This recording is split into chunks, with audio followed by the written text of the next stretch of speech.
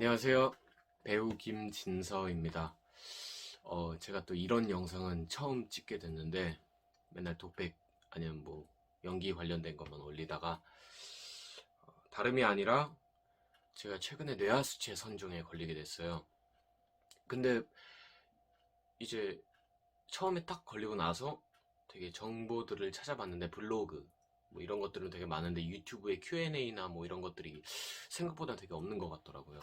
그래서 그냥 간단하게 짧고 간단하게 한번 후기, 개인적으로 주관적인 후기와 함께 해서 좀 올려보면 어떨까 해서 이렇게 만들게 되었습니다.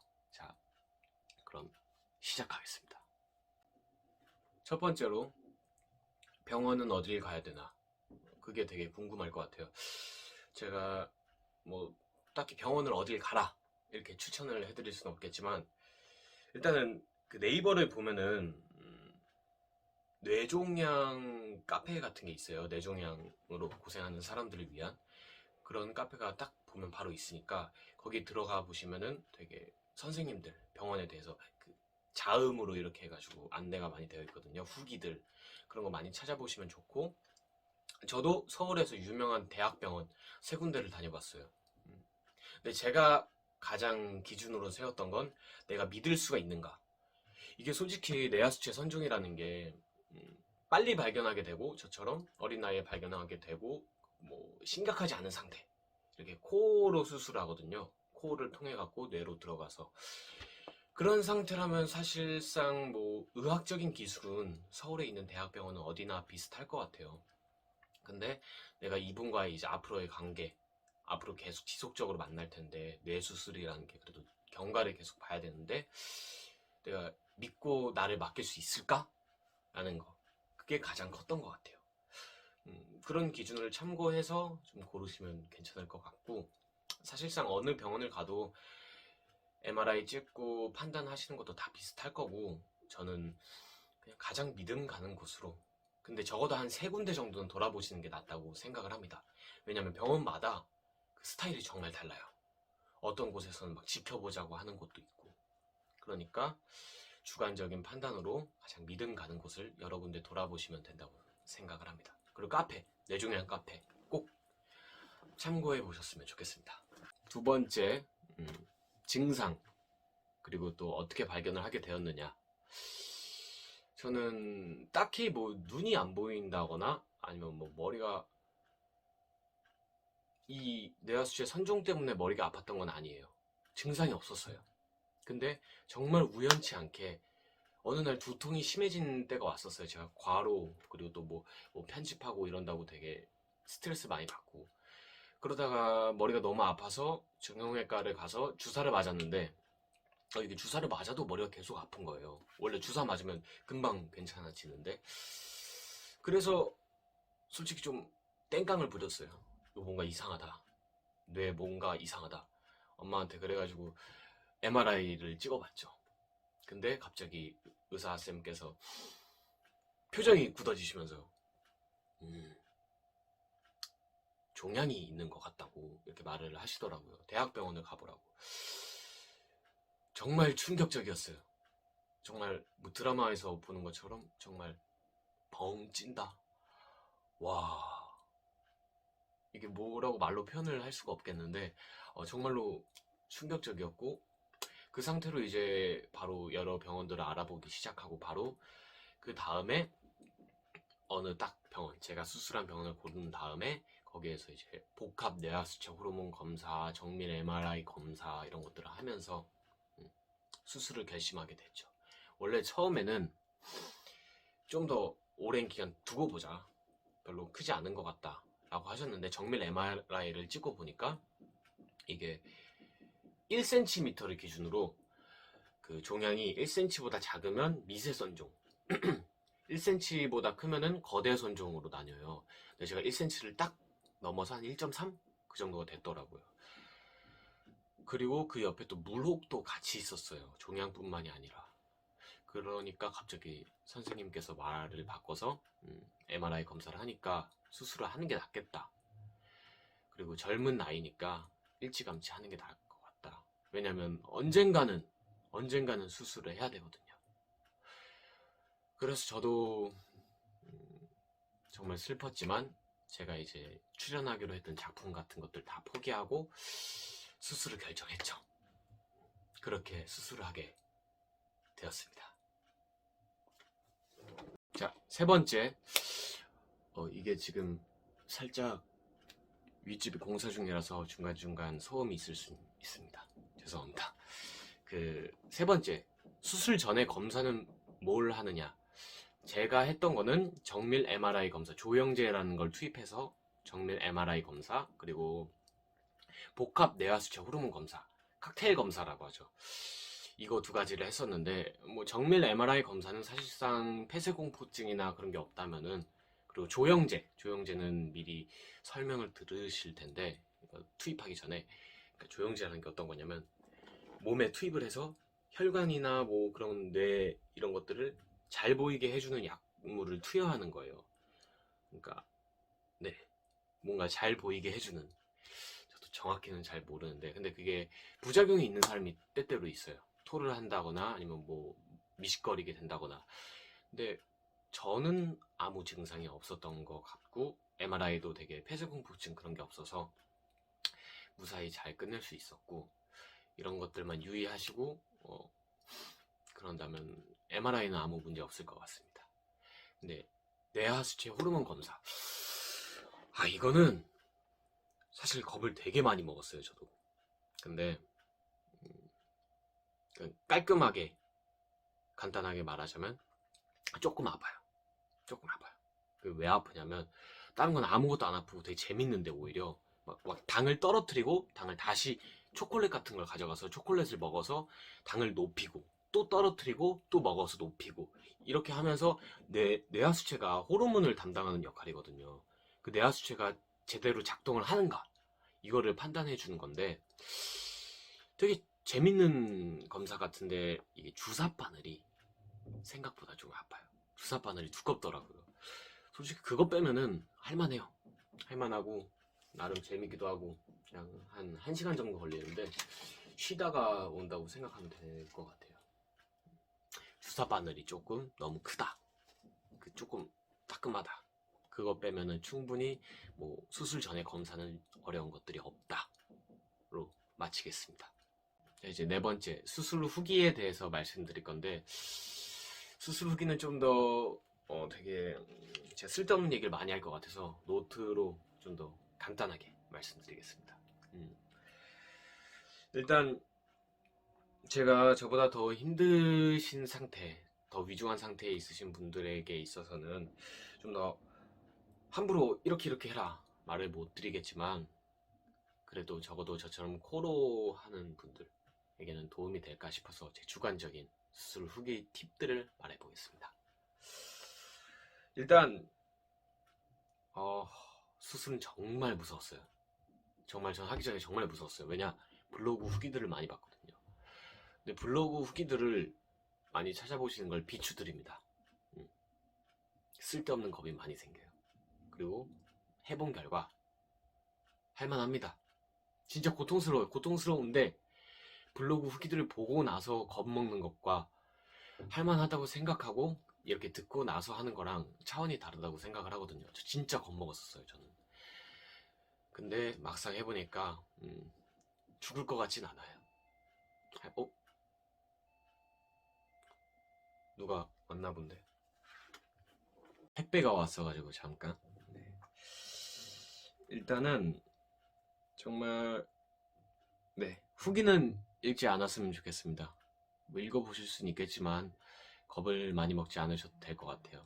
자, 지금부터 좀 간단하게 팁들, 제가 느꼈던 것들을 말씀드릴게요. 첫 번째, 거즈를 가져가세요.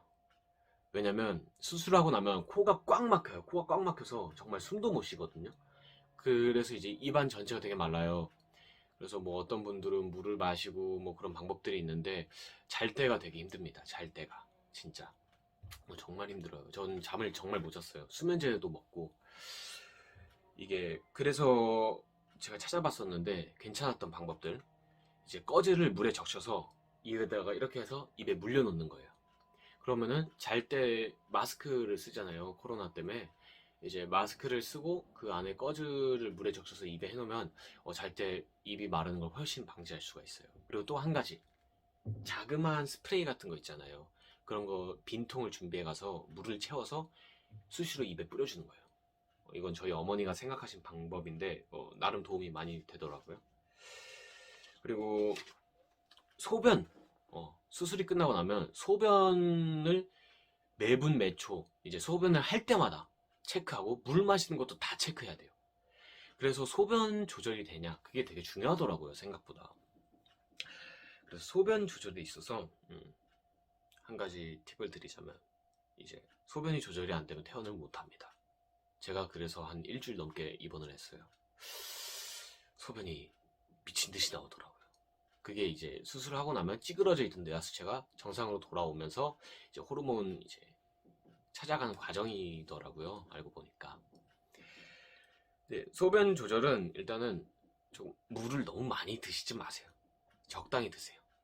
제가 물을 좀 아무것도 뭣도 모르고 막 많이 마셨거든요. 목이 마르니까 코가 막혀서. 그러다 보니까 더 소변 조절이 안 되지 않았었나.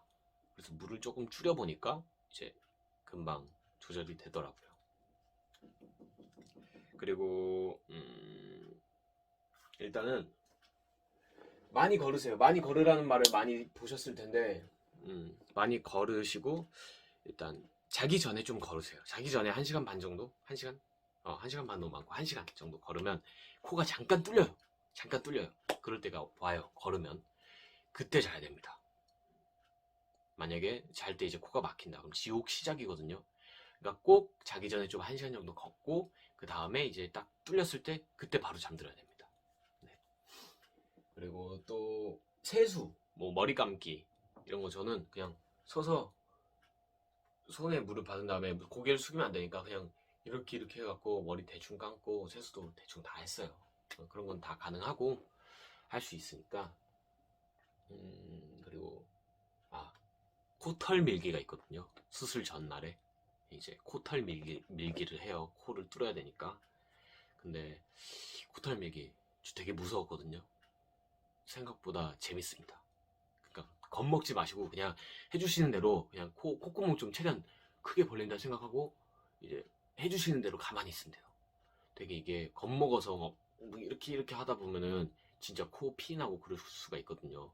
저 무서워서 혼자 한다고 했었는데 혼자 하니까 안 되더라고요. 결국에 혼자 하는 게 잘 안 되니까 이제 해주시는 대로 콧구멍 크게 벌리고 겁먹지 않으셨으면 좋겠습니다. 하나도 안 아파요. 그리고 뭐 맞아. 제가 수술이 끝나고 나서 눈이 잘 안 보였어요. 왜 그런지 모르겠는데 지금도 사실 좀 회복기인 것 같아요. 이제 시력이 조금 제가 봤을 땐 이쪽에 이제 피고름이 엄청 차 있으니까 이제 그 압력 때문에 눈이 좀 안 보이지 않았었나. 네. 그런 케이스도 있다라는 걸 말씀드리겠습니다. 너무 겁먹지 마세요. 회복이 됩니다. 점점. 그리고 중간중간 유산균을 먹어주세요. 수술 한 2, 3일 지나고 나서 간호사님한테 물어보고. 왜냐면 똥이 안 나와요. 똥이 안 나와. 이게 마취가 덜 풀려서 똥이 안 나오고, 똥이 안 나오면 관장을 해야 돼요. 전 죽어도 하기 싫었거든요. 그래서 유산균을 챙겨가서 먹었습니다. 좀 도움이 되더라고요.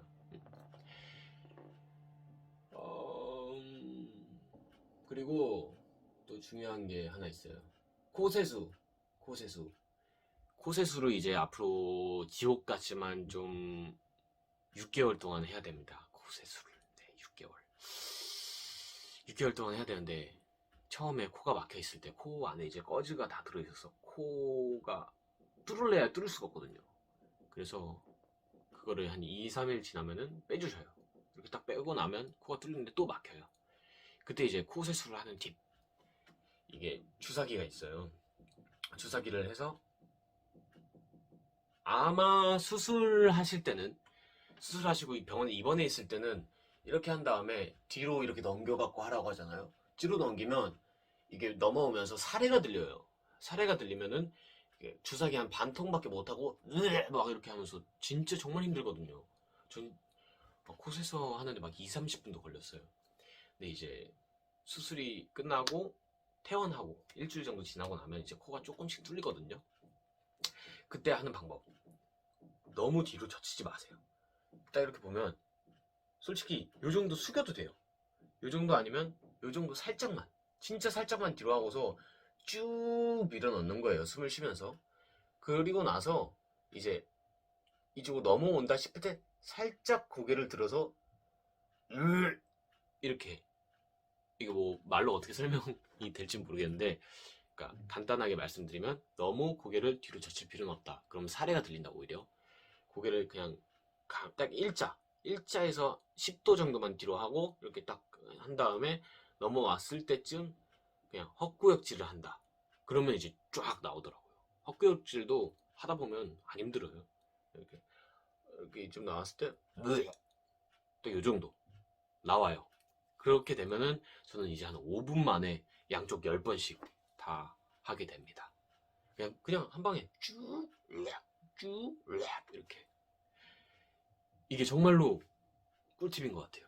고개를 많이 젖히실 필요가 없어요. 코가 막혀 있을 때, 입원해 있을 때는 조금 뒤로 젖혀서 힘드시더라도 하셔야 되는데, 퇴원하고 나서는 정말로 훨씬 빨라집니다. 이 방법으로 하면. 그리고 이게 중요해요. 수술했을 때 뇌척수액이 샜나 안 샜나. 저는 안 샜습니다. 운 좋게도 안 샜는데 새는 경우가 있어요. 새는 경우에는 남들보다 한 두세 배는 더 조심해야 돼요. 저는 솔직히 말해서 수술하고 퇴원하고 나서 할 거 다 했어요. 물론 이렇게 고개를 숙이면 뭔가 조금 압력이 있긴 해요. 근데 운동도 할 수 있을 것 같고 정말 큰 지장이 없었어요.